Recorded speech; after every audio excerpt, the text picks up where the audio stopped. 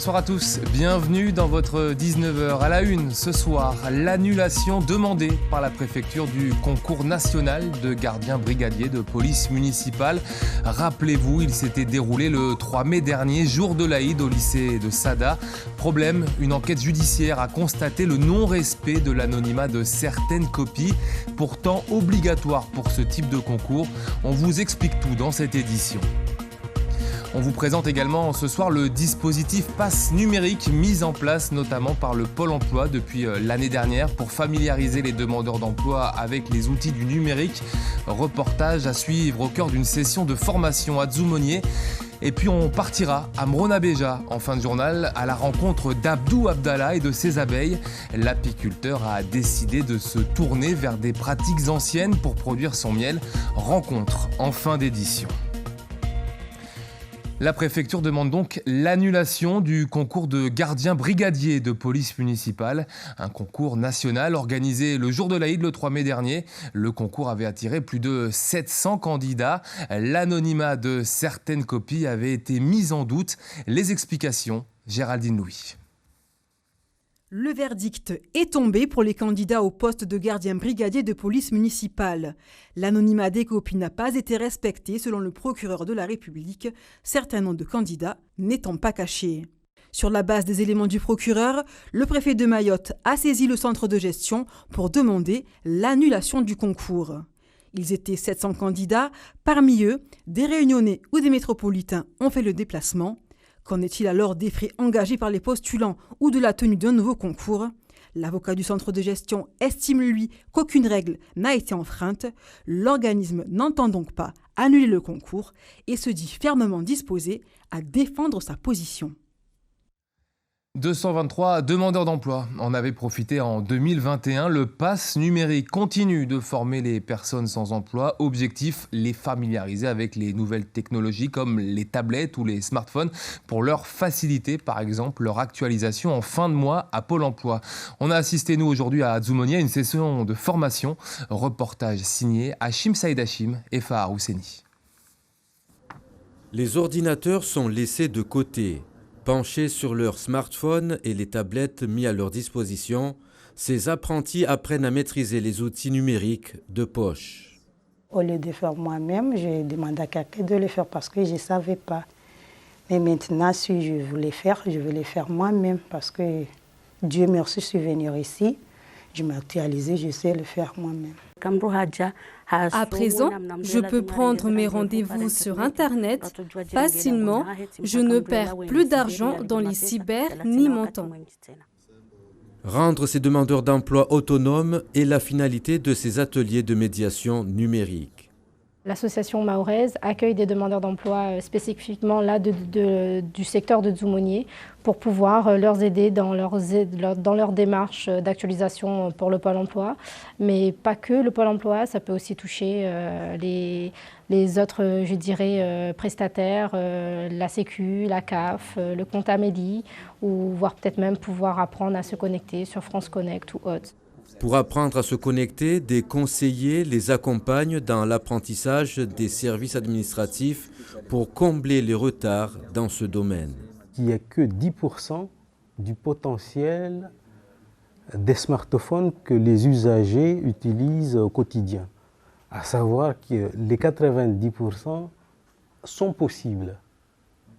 Du coup, on a envie de faire monter la population en compétence sur leurs démarches au quotidien. En venant à des ateliers comme ça, apprendre petit à petit et s'approprier les outils du numérique. À Mayotte, il existe une dizaine de structures de médiation numérique opérationnelles. Leur but à moyen terme est d'apporter le numérique auprès d'un grand nombre d'usagers sur le territoire. Et l'inflation des prix, elle se poursuit chez nous à Mayotte, mais également en métropole, puisqu'elle touche désormais les fameuses bouteilles d'eau cristallines. Et c'est une première depuis 20 ans. Si à Mayotte, la bouteille est vendue autour des 70 centimes, eh bien dans l'Hexagone, c'est l'une des eaux les moins chères, l'une des plus vendues également. Son prix va donc augmenter, une hausse de 10%. Agnès Giraud-Carlet, Lucie Trian et Loane Martin. Elle est le produit le plus vendu en supermarché. La bouteille d'eau la moins chère aussi. Mais Cristalline va augmenter ses prix. Plus 10%. Une bouteille rattrapée, elle aussi, par l'inflation. Je ne le savais pas, mais je sais que tout augmente. Alors on est résigné, tout simplement. Maintenant, même l'eau, ça va devenir très cher, donc on va tous arrêter d'en acheter. Tout augmente à cause de l'inflation, mais le reste ne suit pas, les salaires, les choses comme ça. Donc je peux comprendre que c'est extrêmement difficile et que certains Français ne peuvent pas effectivement suivre une hausse de 10%. Une eau à bas coût dont le prix n'avait pas bougé depuis près de 20 ans. Alors pourquoi une telle augmentation ? D'abord, ces petites billes de plastique qui valent aujourd'hui de l'or. Matière indispensable pour fabriquer les bouteilles, le prix du plastique flambe, plus 39% à l'automne dernier. Autre raison, avec la hausse des prix du carburant, transporter la marchandise coûte forcément plus cher à l'entreprise. Elle va donc répercuter ses coûts sur les distributeurs. Et selon ce spécialiste, les consommateurs pourraient bientôt voir le prix grimper sur leur ticket de caisse. Il y a eu plus 1 centime. Les 10% de la hausse de cristalline seront répercutés. C'est une affaire non pas de jours, mais de semaines, parce que les enseignes, pendant quelques jours, vont se marquer à la culotte, elles vont se regarder, et petit à petit, elles répercuteront, parce qu'elles n'ont pas les moyens de prendre sur leur marge, surtout quand c'est 10%. C'est pas possible. Contactés, les enseignes disent ne pas avoir encore pris de décision. Les prix qui augmentent donc, tout comme les arnaques. Soyez vigilants, elles sont de plus en plus fréquentes, notamment par mail ou via les réseaux sociaux. Et les particuliers ne sont plus les seuls ciblés. La Cour des comptes a demandé aux organismes qui versent des allocations de multiplier les contrôles pour éviter de se tromper de destinataire. L'enquête est signée Claire Vérove. C'est une fraude qui coûte des millions d'euros à l'administration française. Des pirates qui s'introduisent discrètement sur vos comptes de l'assurance maladie, de Pôle emploi ou de la CAF et qui perçoivent des aides à votre place. Catherine Chamillard en a été victime. Début janvier, cette francilienne s'alerte. Elle n'a pas reçu son allocation adulte handicapé. Elle se connecte alors sur son espace personnel. Ils m'ont marqué votre dernier paiement, comme quoi ça avait été payé et tout. Et donc j'ai été surprise n'ayant rien sur mon compte. C'est là que je me suis aperçue que mon RIB avait été changé. Donc c'est ce RIB-là qui s'est mis à la place du mien. 900 € par mois, sa seule source de revenus, volatilisée. Comment des escrocs ont-ils eu accès au compte de Catherine Chamillard ? Tout part d'un hameçonnage. Un SMS ou un mail frauduleux de la CAF vous invite à remplir vos identifiants et mots de passe. Une fois récupéré, les escrocs remplacent le RIB, le relevé d'identité bancaire. Une arnaque traquée par le service antifraude de la CAF. Il faut 30 enquêteurs pour vérifier dossier par dossier manuellement chaque changement de RIB suspect. On voit que ce n'est pas du tout le nom de la locataire, finalement. C'est un autre nom. Et quand on va plus loin dans les vérifications, on peut s'apercevoir que ce RIB-là était utilisé sur différents dossiers allocataires. Une démarche fastidieuse, pas automatique, déclenchée après alerte à la fraude, et c'est parfois trop tard. Ainsi, en 2020, tous organismes confondus, au moins 4 millions d'euros de prestations sociales ont été détournés. L'État doit rembourser ces sommes. Une faille majeure étrillée par la Cour des comptes. Nous préconisons de mettre en œuvre maintenant rapidement un rapprochement de fichiers avec les données de coordonnées bancaires détenues par l'administration fiscale, qui est, à notre avis, la bonne manière de résoudre la quasi-totalité des problèmes qui peuvent se poser. La solution existe déjà, Ficoba, un fichier qui liste tous les comptes bancaires en France. Chaque RIB renseigné pour percevoir des allocations sociales pourrait être vérifié automatiquement. Un système de simple comparaison réclamé depuis 10 ans et toujours pas appliqué. Mise sous pression, la direction des finances publiques se justifie par des difficultés techniques et assure que le système sera mis en place d'ici la fin du mois. Et nous, on ouvre le journal des élections.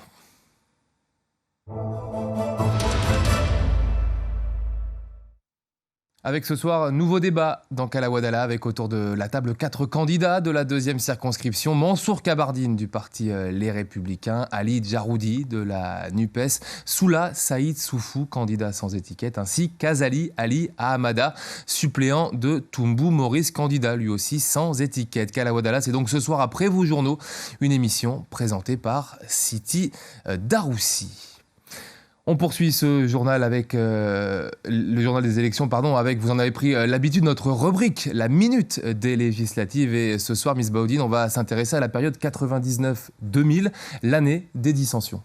Oui, Aurélien, avec une fin de mandature mouvementée pour Henri Jean-Baptiste, et l'objectif de la départementalisation n'a pas été atteint malgré les efforts du MPM et du parlementaire. Les gouvernements qui se sont succédés ont fait la sourde oreille. C'est donc devant ce constat que Younoussa Bamana passe à la vitesse supérieure et menace en début 1999 d'organiser un référendum sauvage pour demander l'avis des Mahorais. Paris envoie donc des émissaires à Mayotte et les pourparlers commencent en comité restreint. Des pourparlers, mais avec deux visions qui s'affrontent. Alors les réunions s'enchaînent à Paris et ici à Mayotte. Des projets d'un accord entre le gouvernement et Mayotte sont proposés et étudiés, ce qui a naturellement engendré deux visions. Les uns, aux côtés de Bamana, sont favorables à une période transitoire avant la départementalisation et les autres, avec Marcel Henry, veulent le statut tant attendu dans les plus brefs délais.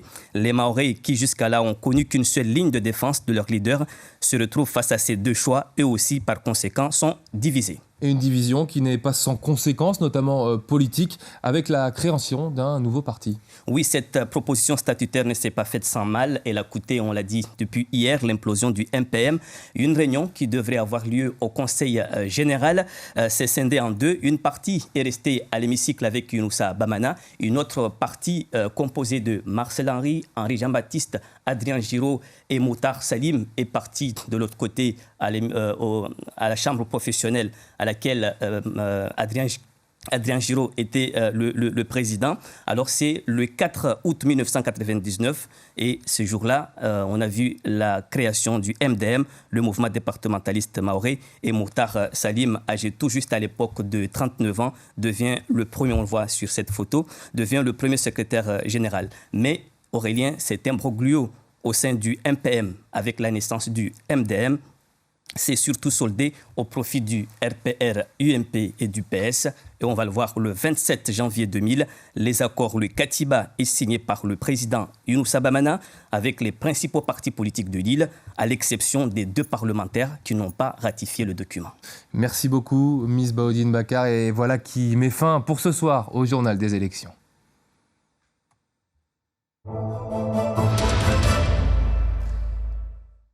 Une partie des salariés d'EDM, eux, étaient en grève ce matin au niveau de la place de la République à Mamoudzou. Cela concernait une centaine d'agents selon les syndicats, une soixantaine pour la direction. Des grévistes qui répondaient à un appel à la grève à la fois départementale et nationale de l'intersyndicale, avec comme revendication principale l'augmentation salariale. Après la mobilisation du jour, une nouvelle journée de grève est prévue le 7 juin prochain. Écoutez à ce sujet Swabadine Saïd Islam, le représentant de l'intersyndicale d'EDM, est au micro d'Abderrahmane Saïd et de Géraldine Louis. Aujourd'hui, c'est un mouvement national. Donc, nous, EDM fait partie de la branche des UEG. De ce fait, on a jugé que c'était nécessaire de prendre part à ce mouvement qui est surtout de réclamer plus de salaire. Plus de salaire, pourquoi ? Parce que l'inflation explose un peu dans le monde, donc la vie devient de plus en plus chère et que les salariés de la branche des UEG réclament des augmentations de salaire. À Mayotte, il y a des points, on parle de la formation des salariés, la formation des cadres pour pouvoir demain permettre aux cadres mahorais de prendre des postes à responsabilité. Vous avez la prime Covid, mais qui est aussi aujourd'hui la prime qu'on appelle la prime la cherté de la vie, que normalement le gouvernement incite les entreprises à l'octroyer aux salariés. Mais il y a aussi un point très important, ce qui est la participation. Je vous le disais dans les titres, on part ce soir à la rencontre d'Abdou Abdallah, mais surtout de ses abeilles installées à Mrona-Béja, dans la commune de Kanikeli. Il est l'un des plus anciens apiculteurs de notre département. Et vous allez le voir, il a décidé de se tourner vers des pratiques anciennes pour produire son miel, notamment pour fabriquer ses ruches. Chafanti Alibako, Assadi Razafit Seheno.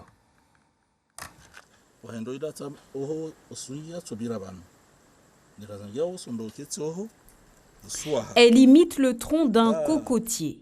Faite à base de lianes et de bousses de zébu, cette ruche traditionnelle, c'est Abdou Abdallah lui-même qui l'a fabriquée. Là, je compte aller les déposer comme piège, attendre qu'ils rentrent dedans. Après 10 années à se réinventer auprès des abeilles, l'apiculteur préfère revenir à l'essentiel. C'était les anciens qui faisaient cela.